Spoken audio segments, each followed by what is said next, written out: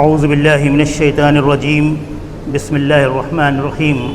نحمدہ ونصلی علی رسولہ الکریم اما بعد۔ محترم سامعین، ایک حدیث جو طبرانی سے ہے وہ آپ کے خدمت میں پیش کر رہا ہوں۔ اس حدیث میں اللہ کے رسول صلی اللہ علیہ وسلم نے کچھ پیشین گوئیاں کی ہیں کہ ایک وقت ایسا آ جائے گا کہ حالات اس طرح سے امت مسلمہ کے دگرگوں ہوں گے کہ ان کے زعماء، ان کے علماء، ان کے قائدین سب سر پکڑ کر بیٹھ جائیں گے کہ آخر اس کا کیا حل ہو۔ بسم اللہ الرحمن الرحیم۔ قال رسول اللہ صلی اللہ علیہ وسلم کیف انتم اذا طغى نساؤکم وفسد شبابکم وترکتم جہادکم قالوا وإن ذلك لكأي یا رسول اللہ قال نعم والذی نفسی بیدہ واشد منہ سیکون قالوا وما اشد منہ یا رسول اللہ قال کیف انتم اذا لم تعمروا بالمعروف وتنہون عن المنکر قالوا او کعین ذلك یا رسول اللہ قال نعم والذی نفسی بیدہ واشد منہ سیکون قالوا وما اشد منہ قال کیف انتم اذا رأیتم المعروف منکر والمنکر معروفا قالوا او کائن ذلك یا رسول اللہ قال نعم والذی نفسی بیدہ اشد منہ سیکون قالوا وما اشد منہ قال کیف انتم اذا امرتم بالمنکر ونہیتم عن المعروف قالوا او کائن ذلك یا رسول اللہ قال نعم والذی نفسی بیدہ واشد منہ سیکون یقول اللہ تعالی بی حلفت لا تحن لهم فتنة یسیر الحلیم فیہا حیران۔ نبی اکرم صلی اللہ علیہ وسلم نے ارشاد فرمایا کہ اس وقت تمہارا کیا حال ہوگا جب تمہاری عورتیں سرکش اور بے قابو ہو جائیں گی، نوجوان طبقہ بدچلن ہو جائے گا اور تم جہاد، دین کے قیام میں جد و جہد اور مالی جانی قربانی چھوڑ بیٹھو گے۔ لوگوں نے کہا اے اللہ کے رسول صلی اللہ علیہ وسلم، مسلم معاشرے میں کیا یہ خرابی پیدا ہونے والی ہے؟ آپ صلی اللہ علیہ وسلم نے فرمایا خدا کی قسم جس کے قبضے میں میری جان ہے، اس سے بھی زیادہ سخت مرحلہ آنے والا ہے۔ لوگوں نے پوچھا اے اللہ کے رسول، اس سے زیادہ سخت مرحلہ کیا ہوگا؟ آپ صلی اللہ علیہ وسلم نے فرمایا اس وقت تمہارا کیا حال ہوگا جب تم نہ نیکی کا حکم دو گے نہ برائی سے روکو گے۔ لوگوں نے کہا اے اللہ کے رسول صلی اللہ علیہ وسلم، کیا یہ بھی ہونے والا ہے؟ آپ صلی اللہ علیہ وسلم نے فرمایا خدا کی قسم جس کے قبضے میں میری جان ہے، اس سے بھی سخت مرحلہ سامنے آنے والا ہے۔ لوگوں نے دریافت کیا اے اللہ کے رسول، اس سے سخت مرحلہ کیا ہوگا؟ آپ نے فرمایا اس وقت تمہارا کیا حال ہوگا جب تم برائی کو نیکی اور نیکی کو برائی سمجھنے لگو گے۔ لوگوں نے کہا کیا یہ بھی ہونے والا ہے؟ آپ صلی اللہ علیہ وسلم نے فرمایا ہاں، خدا کی قسم جس کی مٹھی میں میری جان ہے، اس سے بھی زیادہ سخت مرحلہ آنے والا ہے۔ لوگوں نے پوچھا اے اللہ کے رسول، اس سے بھی زیادہ سخت مرحلہ کیا ہوگا؟ فرمایا تمہارا کیا حال ہوگا جب تم برائی کا حکم دو گے اور نیکی سے روکو گے۔ لوگوں نے کہا کیا امت پر یہ مرحلہ بھی آنے والا ہے؟ آپ صلی اللہ علیہ وسلم نے ارشاد فرمایا خدا کی قسم جس کی مٹھی میں میری جان ہے، اس سے بھی سخت مرحلہ آنے والا ہے۔ اللہ تعالیٰ اپنی قسم کھا کر کہتا ہے میں اس آخری مرحلے میں امت کے داخل ہونے کے بعد ایسے ایسے فتنوں میں انہیں مبتلا کروں گا کہ ان کے عقلاء و دانش مند حیران و درماندہ ہو جائیں گے، ان کی سمجھ میں کچھ نہ آئے گا کہ ان فتنوں سے کیسے بچیں اور کہاں بھاگ جائیں۔ محترم سامعین، اس حدیث میں جو پہلی پیشین گوئی اللہ کے رسول صلی اللہ علیہ وسلم نے فرمائی ہے کہ اس وقت تمہارا کیا حل ہوگا جب تمہاری عورتیں سرکش اور بے قابو ہو جائیں گی۔ ہم دیکھتے ہیں کہ قرآن اس سلسلے میں کیا کہتا ہے۔ قرآن نے کہا، اے نبی صلی اللہ علیہ وسلم، اپنی بیویوں، بیٹیوں اور مومنین کی عورتوں کو بتا دیجئے کہ باہر نکلیں، اپنے چہروں پر پلو لٹکا لیں، گھونگھٹ نکال لیا کریں، اس طرح وہ آسانی کے ساتھ پہچان لی جایا کریں گی اور ستائی نہ جائیں گی۔ اللہ بڑا ہی پردہ پوش اور مہربان ہے۔ یہ قرآن مجید کی سورہ احزاب کی 59ویں آیت کا ترجمہ ہے۔ پھر قرآن نے کہا سورہ احزاب کی آیت نمبر 33 میں کہ بن ٹھن کر نہ گھومتی پھرو، ولا تبرجنا تبرج الجاہلیت الاولی، اور بناؤ سنگار نہ دکھاتی پھرو جس طرح پہلے جاہلیت کے دور میں اپنے حسن اور سنگار کی نمائش کیا کرتی تھی۔ تبرج یہاں جو لفظ آیا ہے قرآن میں، اس میں حسن کو دکھانا، لباس اور سامان آرائش کی نمائش کرنا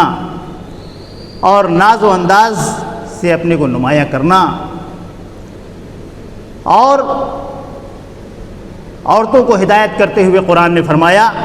کہ غیر مردوں سے جب بھی گفتگو کرو تو بہت کھرے لہجے میں بات کرو۔ اگر تم برائی سے بچنا چاہتی ہو تو غیر مردوں سے دبی زبان میں بات مت کیا کرو۔ کوئی دل کا بیمار تم سے آس نہ لگا بیٹھے، بلکہ صاف سیدھی اور کھری کھری بات کیا کرو۔ یہ سورہ احزاب کی 32ویں آیت پہ اللہ تعالیٰ نے ارشاد فرمایا ہے۔ اور پھر کہا کہ وَقُلْ لِلْمُؤْمِنَاتِ يَغْضُضْنَ مِنَ الْأَبْصَارِهِنَّ، سورہ نور میں سورہ 30 آیت نمبر 30 میں کہا کہ اور مومن مردوں کو اور عورتوں کو دونوں کو ہدایت کی جاتی ہے کہ اپنی نگاہیں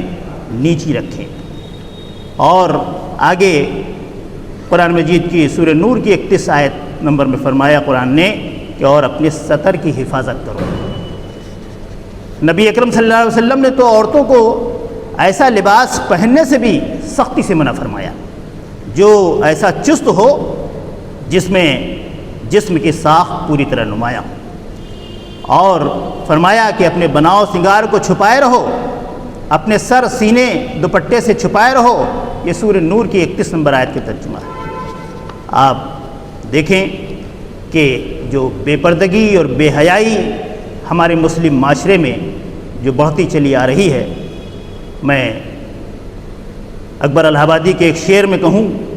کہ وہ شاعر بھی تھے، طنز و مزاح کے، اور مصلح قوم بھی تھے کہ بے پردہ نظر آئیں جو چند بیویاں، اکبر زمیں پہ غیرت قومی سے گڑ گیا، پوچھا جو ان سے آپ کا پردہ کیا ہوا، کہنے لگی کہ مردوں کی عقلوں پہ پڑ گیا۔ تو محترم سامعین، آج اس برائی کو فروغ دینے میں ہمارا سب سے بڑا حصہ ہے۔ کاش کہ ہمارے والد یا ہمارے بزرگ، ہمارے دادا، ہمارے بڑے والد، ہمارے چچا، اس طرح کے جو گھر کے محرم ہیں ہماری بیٹیوں کے، ہماری بہوؤں کے، وہ اس پر لگام لگاتے تو آج یہ جو ہماری بہنیں، ہماری بیٹیاں، ہماری مائیں جو مارکیٹ کی زینت بنی ہوئی ہیں، یہ برائی اس سماج کے اندر نہ آتی۔ اب مانی ہوئی بات ہے کہ اللہ کے رسول صلی اللہ علیہ وسلم کی پیشین گوئی ہے کہ تمہاری عورتیں سرکش اور بے قابو ہو جائیں گی۔ اور پھر جو دوسری بات کہی گئی ہے وہ اور بھی ہے کہ نوجوان طبقہ بدچلن ہو جائے گا۔ آج ہمارے نوجوانوں کی جو صورتحال ہے وہ اپنی وضاقتہ تانیث کی شکل میں، مؤنث کی شکل میں بنانا چاہتے ہیں۔ وہ اپنے لباس اس طرح کے پہننا چاہتے ہیں، وہ اپنی زیب و زینت اور اپنے بال اس طرح کے بنانا چاہتے ہیں، اور جس طرح سے شمع کے گرد پروانے ناچتے ہیں، اس طرح سے وہ ان مقامات پر جہاں ہماری بہنیں، ہماری بیٹیاں، ہماری بہویں زیادہ سے زیادہ پہنچتی ہوں، وہاں کے وہ طواف کرتے رہتے ہیں اور چکر لگاتے رہتے ہیں۔ تو بد چلنی کا آج یہ عالم ہے ہمارے نوجوانوں کا کہ وہ چھپ کر بھی اس طرح کی اور ظاہری طور پر بھی اس طرح کی حرکتوں میں ملوث ہیں۔ پھر اگلی بات جو اس حدیث میں اللہ کے رسول صلی اللہ علیہ وسلم نے فرمائی وہ بہت ہی لائق توجہ ہے کہ ہم کو اللہ تعالیٰ نے اپنے دین کو قائم کرنے، اس کے لیے جد و جہد کرنے، اس کے لیے کوششیں کاوشیں کرنے کے لیے اس دنیا میں بنایا ہے۔ اس دنیا کی آرائش اور زیبائش اور اس کی چمک اور دمک میں گم ہو جانے کے لیے نہیں بنایا ہم کو۔ تو یہاں پر کہا جا رہا ہے کہ اور تم جہاد یعنی دین کے قیام میں جد و جہد اور مالی اور جانی قربانی چھوڑ بیٹھو گے۔ یعنی آج جو ہماری صورتحال ہے وہ یہ ہے کہ ہمیں موت سے نفرت اور دنیا سے محبت ہو گئی ہے۔ اللہ کے رسول صلی اللہ علیہ وسلم نے ایک حدیث میں فرمایا کہ ایک وقت وہ آ جائے گا کہ جب تمہارے اندر ایک بیماری پیدا ہو جائے گی جس کا نام وہن ہوگا۔ تو صحابہ اکرام رضی اللہ تعالیٰ علیہ مجمعین نے اللہ کے رسول صلی اللہ علیہ وسلم سے کہا کہ اللہ کے رسول یہ وہن کیا ہے؟ آپ صلی اللہ علیہ وسلم نے ارشاد فرمایا کہ وہن یہ ہے کہ تمہیں موت سے نفرت اور دنیا کی زندگی سے محبت۔ تو آج ہماری صورتحال یہی ہے کہ ہم مرنا نہیں چاہتے، ہم مٹنا نہیں چاہتے، اپنی توانائیوں کو، اپنی صلاحیتوں کو، اپنے مال کو دین کے لیے لگانا نہیں چاہتے، بلکہ ہماری پوری کوشش جب سے آنکھ کھلتی ہے اور جب تک ہم بستر پر نہیں جاتے یہی ہوتی ہے کہ کس طرح سے ہماری فیکٹریاں، ہمارے کارخانے، ہمارے بنگلے، ہماری گاڑیاں، اسی پر ہماری ساری توجہ مرکوز رہتی ہے۔ تو ہمیں جس مقصد کے لیے اس دنیا میں بھیجا گیا ہے وہ یہ ہے کہ ہم دین کے قیام کی جد و جہد کریں، اس کے لیے کوششیں کریں، اس کے لیے کاوشیں کریں، اپنا جو بھی وقت ہے، صلاحیت ہے، سرمایہ ہے وہ اس راہ میں لگائیں۔ آج سے 1450 سال پہلے اللہ کے رسول صلی اللہ علیہ وسلم نے اس طرح کی پیشین گوئی فرمائی کہ تم جہاد یعنی دین کے قیام کی جد و جہد چھوڑ بیٹھو گے اور مالی اور جانی قربانیوں کو دینا چھوڑ بیٹھو گے۔ تو صحابہ اکرام کو بڑا استعجاب، بڑا تعجب، اور کہا کہ اللہ کے رسول صلی اللہ علیہ وسلم مسلم معاشرے میں کیا یہ خرابیاں پیدا ہونے والی ہیں؟ آپ صلی اللہ علیہ وسلم نے ارشاد فرمایا خدا کی قسم جس کے قبضے میں میری جان ہے اس سے بھی سخت مرحلہ آنے والا ہے۔ لوگوں نے پوچھا اے اللہ کے رسول صلی اللہ علیہ وسلم اس سے سخت مرحلہ کیا ہوگا؟ آپ نے فرمایا اس وقت تمہارا کیا حال ہوگا جب تم نہ نیکی کا حکم دو گے اور نہ برائی سے روکو گے۔ قرآن نے ہماری زندگی کا جو مقصد متعین کیا ہے، کنتم خیر امۃ اخرجت للناس تعمرون بالمعروف وتنہون عن المنکر وتؤمنون باللہ، کہ تم وہ بہترین گروہ ہو، تم وہ بہترین امت ہو جو اس لیے برپا کیے گئے ہو جو تم نیکیوں کی دعوت دیتے ہو، نیکیوں کی طرف بلاتے ہو لوگوں کو اور برائیوں سے روکتے ہو اور اللہ پر ایمان رکھتے ہو۔ آج ہم امت مسلمہ کے یہ جو شباب حکم کہا گیا ہے، نوجوان طبقے پر خاص طریقے سے میں ان سے گفتگو کرنا چاہتا ہوں کہ کیا آپ جائزہ لیں کہ آپ کی جوانیاں کیا معروفات کے قیام کے لیے لگی ہوں؟ کیا آپ برائیوں کو روکنے کے لیے کچھ جد و جہد کر رہے ہیں، کچھ کوششیں کر رہے ہیں، بلکہ سراپا برائیوں میں شامل اور داخل ہو گئے؟ آج اگر ہم اپنے مسلم معاشرے کا جائزہ لیں تو میں یہ پورے وثوق کے ساتھ کہہ سکتا ہوں کہ گردن تک ہمارا معاشرہ اس طرح کی برائیوں میں داخل ہو چکا ہے، ڈوب چکا ہے، جن کی ایک طویل فہرست ہے۔ آج اس حدیث کے توسط سے آپ سے یہ کہنا چاہتا ہوں کہ اگر ہم نے یہ کام نہ کیا کہ ہم نے نیکی کا حکم دینا اور برائی سے روکنا نہ شروع کیا تو یہ سارا اس کا وبال ہم سب پر ہوگا، جو ہم سب اپنے کو دیندار اور نمازی اور پرہیزگار اور متقی سمجھتے ہیں، یہ سب ہمارے اوپر پلٹ دیا جائے گا۔ تو اس حدیث میں اس کا جو نیکیوں کے فروغ کا اور برائیوں سے روکنے کا جو معاملہ ہے وہ یہ ہے کہ یہ حکم جو ہے، حکم کے صیغے میں بات کی گئی ہے۔ امر، حکم دیا ہے اللہ تعالیٰ نے کہ تمہیں یہ کام کرنا ہی ہوگا، تمہیں بھلائیوں کو فروغ دینا ہی ہوگا، تمہیں برائیوں سے روکنا ہی ہوگا، لیکن میں یہ بھی کہنا چاہوں گا کہ آج ہماری بہت ساری دینی، مذہبی، ملی تنظیمیں ہیں جو کسی نہ کسی حد تک معروفات کے قیام کے لیے، اس کی تلقین کے لیے کوششیں کر رہی ہیں، لیکن جو منکرات ہیں، جو برائیاں ہیں، جو سماج میں سیلاب کی طرح داخل ہو چکی ہیں اور ہم کو اس میں غرق کر دینا چاہتی ہیں، ان کے سلسلے میں ہماری توجہات بہت کم ہیں۔ آج مسلم معاشرے میں شراب عام ہو رہی ہے، آج مسلم معاشرے میں بھی زنا عام ہو رہی ہے، آج بے حیائی مسلم معاشرے میں عام ہو رہی ہے۔ اللہ کے رسول صلی اللہ علیہ وسلم کی جو یہ تو حدیث ہے اور جو پیشین گوئیاں ہیں وہ آج اس معاشرے پر بالکل پوری طرح سے چسپاں ہیں۔ پھر اللہ کے رسول صلی اللہ علیہ وسلم نے یہی نہیں کہا کہ تم نیکی کا حکم نہ دو گے اور نہ برائی سے روکو گے، اس سے آگے بھی بڑھ کر یہ بات اسی سلسلے میں کہی کہ آپ صلی اللہ علیہ وسلم نے فرمایا، خدا کی قسم جس کے قبضے میں میری جان ہے، اس سے سخت مرحلہ بھی سامنے آنے والا ہے۔ لوگوں نے دریافت کیا، اے اللہ کے رسول اس سے سخت مرحلہ کیا ہوگا؟ آپ نے فرمایا، اس وقت تمہارا کیا حال ہوگا جب تم برائی کو نیکی اور نیکی کو برائی سمجھنے لگو گے۔ لوگوں نے کہا کہ یہ بھی ہونے والا ہے۔ تو آج جو دین میں بہت ساری چیزیں داخل کی گئی ہیں وہ ان کو نیکی کے راستے سے ہی داخل کیا گیا۔ آج ہمارے معاشرے میں چاہے وہ رجب کی ٹکیاں ہوں، شبرات کا حلوہ ہو، یا ہماری جو محرم میں اس طرح کی ایکٹیویٹیز ہو رہی ہیں جس میں ہمارے پیکی حضرات بنتے ہیں اور پورے شہر میں جو وہ دوڑ دھوپ کرتے ہیں، پورے شہر کے نظام کو درہم برہم کرتے ہیں، تو یہ سب چیزیں ہم اس کو نیک کام سمجھ کر رہے ہیں کہ اس میں اجر ہے، اس میں ثواب ہے، لیکن واقعہ یہ ہے کہ اگر ہم اس کو قرآن و سنت کی روشنی میں سمجھیں تو شاید ہم کوئی نیک کام نہیں کر رہے ہیں، بلکہ اس میں برائی کا پہلو زیادہ ہے۔ تو یہ صورتحال جس کی پیشین گوئی اللہ کے رسول صلی اللہ علیہ وسلم نے آج سے 1450 سال پہلے کی تھی، وہ یہ ہو گئی کہ آج امت مسلمہ جو ہے وہ برائیوں کا ارتکاب کرنے میں آگے بڑھتی چلی جا رہی ہے اور بھلائیوں کے فروغ کے سلسلے میں اس کی توجہات نہ کے برابر ہیں۔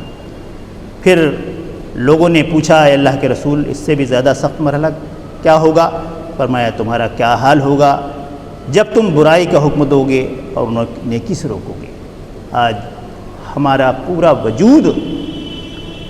اس بات کی گواہی دے رہا ہے کہ ہم اس امت کا سواد اعظم برائیوں کا حکم دے رہا ہے اور بھلائیوں سے لوگوں کو اپنے عمل سے روک رہا ہے۔ آج ہم دین اسلام کی تبلیغ اور اس کی اشاعت اور اس کی ترویج میں خود روڑا بنے ہوئے ہیں۔ کاش کہ ہم اپنے عمل سے یہ ثابت کر سکتے تو آج یہ برادران وطن آج ہمارے ساتھ اٹھنا بیٹھنا کھانا پینا پسند کرتے اور ہمارے دین کی طرف ان کی رغبت ہوتی، لیکن وہ دیکھ رہے ہیں کہ یہ تو ہم سے بھی 2 ہاتھ آگے نکل چکے ہیں، اس لیے ہم رکاوٹ بنے ہوئے ہیں اس راہ کی کہ ہم اللہ کے جو دین کے لیے جد و جہد اور کوششیں ہیں، کاوشیں ہیں، وہ ہم نہیں کر پا رہے ہیں اور ہمارے ہاتھوں جو ہے برائیاں فروغ پا رہی ہیں اور نیکیاں جو ہیں وہ ہمارے ہاتھوں سے رک رہی ہیں۔ لوگوں نے کہا، کیا امت پر یہ مرحلہ بھی آنے والا ہے؟ آپ نے فرمایا، خدا کی قسم جس کی مٹھی میں میری جان ہے، اس سے بھی سخت مرحلہ آنے والا ہے۔ اللہ تعالیٰ اپنی قسم کھا کر کہتا ہے کہ اس آخری مرحلے میں امت کے داخل ہونے کے بعد ایسے ایسے فتنوں میں انہیں مبتلا کروں گا کہ ان کے عقلاء، ان کے دانشمند حیران و درماندہ ہو جائیں گے۔ ان کی سمجھ میں کچھ نہ آئے گا کہ ان فتنوں سے کیسے بچا جائے اور کہاں بھاگ جائے۔ آج جو فتنے ہمارے مسلم معاشرے کے اندر سر اٹھا رہے ہیں، غالباً اس حدیث میں ساری پیشین گوئیاں اللہ کے رسول صلی اللہ علیہ وسلم نے کر دیں اور آخری حصے میں خاص طریقے سے اس پر توجہ دی گئی اور اس پر زور دیا گیا کہ ہمیں ہر حال میں معروفات کے قیام کے سلسلے میں مجتمع ہو کر جد و جہد اور کوشش کرنی پڑے گی۔ ہمیں ہر حال میں منکرات کے ازالے کے لیے، اس کو روکنے کے لیے مجتمع ہونا پڑے گا، ہمیں ایک قوت بننا پڑے گا، تب ہم اپنے سماج سے یہ بدچلنی، یہ بے حیائی، یہ زنا، یہ شراب، یہ جوا، یہ سٹہ، اس طرح کی جو ہمارے مسلم معاشرے کی یہ علامتیں بن گئی ہیں، اس کے لیے ہم 1 2 4 10 لوگوں کی جد و جہد سے اس میں کوئی فرق آنے والا نہیں۔ اس کے لیے ہمیں ایک بڑی قوت بننا پڑے گا، اور اس قوت کے ذریعے سے اس کے ازالے کے لیے جد و جہد اور کوشش کرنی پڑے گی۔ میں اللہ رب العزت سے دعا کرتا ہوں کہ یہ جو پیشین گوئیاں اللہ کے رسول صلی اللہ علیہ وسلم نے بتائی ہیں، اور آج امت مسلمہ اس سے جو ہے بس اس میں شامل اور داخل ہے، اور آج ہمارے جیسا کہ اس حدیث کے آخری حصے میں کہا گیا کہ ہمارے عقلاء، بڑے بڑے عقلمند دانشور سر پکڑ کر بیٹھے ہوئے ہیں کہ اس کا حل کیا ہو، لیکن ان کی حل سمجھ میں نہیں آ رہا ہے۔ بہرحال اللہ کے رسول صلی اللہ علیہ وسلم کی یہ بات کہ جب اللہ خود قسم کھا کر کہہ رہا ہے کہ جب ان کے اندر یہ کمیاں اور کمزوریاں پیدا ہو جائیں گی تو پھر ہم اس مرحلے میں ان کو داخل کر دیں گے، اور ایسے ایسے فتنے اس امت کے اندر پیدا ہو جائیں گے کہ ان کے عقلاء اور ان کے دانشمند، ان کے علماء، ان کے قاضیان، ان کے مفتیان، ان کی کچھ بھی سمجھ میں نہیں آئے گا، اور وہ سر پکڑ کر بیٹھ جائیں گے۔ میں سمجھتا ہوں کہ آج کی امت مسلمہ کی جو صورتحال ہے اس حدیث کے آخری ٹکڑے سے بالکل میل کھاتی ہے۔ اگر ہم اب بھی نہ جاگے تو بہت دیر ہو جائے گی۔ جیسا کہ علامہ اقبال علیہ الرحمہ نے کہا تھا کہ میری زندگی کا مقصد تیرے دین کی سرفرازی، میں اسی لیے مسلمان، میں اسی لیے نمازی۔ ہم مسلمان تو ہیں، نماز تو پڑھ رہے ہیں، روزہ تو رکھ رہے ہیں، حج اور زکوٰۃ تو دے رہے ہیں، لیکن برائیوں کا سیلاب اس کے باوجود ہمیں گردن تک ڈبوئے ہوئے ہے، اور بہت ممکن ہے کہ یہ سیلاب ہمارے سر سے گزر جائے۔ اس وقت کیا ہوگا غرق ہو جانے کے علاوہ؟ تو اب بھی سویرا ہے، اب بھی وقت ہے، ہم بیدار ہو جائیں، ہم جاگ جائیں، ہم اٹھ کھڑے ہوں، اپنے نوجوانوں کو، اپنے بزرگوں کو، اپنی ماؤں کو، اپنی بہنوں کو، اپنی بیٹیوں کو، اپنی بہوؤں کو، سب کو دین کی طرف، قرآن اور حدیث کی طرف موڑنے کی کوشش کریں۔ اس سے ہی ہم ان حالات سے نکل سکتے ہیں، ورنہ اللہ نے جو وعدہ کیا ہے کہ ہم ایسے ایسے فتنوں میں تمہیں مبتلا کر دیں گے کہ تمہارے بڑے بڑے دانشور حیران و پریشان ہو جائیں گے اور کچھ نہ کر سکیں گے۔ آج کی صورتحال میں یہ چسپاں ہو رہی ہے پوری طرح سے حدیث امت مسلمہ پر، اور ہمیں اللہ تعالیٰ سے آخری میں دعا کرنی ہے کہ اللہ ان پیشین گوئیوں سے ہمیں سبق لینے کی توفیق دے، اور ان تمام جو کمزوریاں اور خامیاں ہمارے مسلم معاشرے میں پیدا ہو گئی ہیں، ان کے لیے ہمیں قوت اور طاقت بن کر کھڑے ہو کر ان کے ازالے کے لیے جدوجہد اور کوشش کرنے کی توفیق عطا فرمائے۔ وآخر دعوانا ان الحمد للہ رب العالمین۔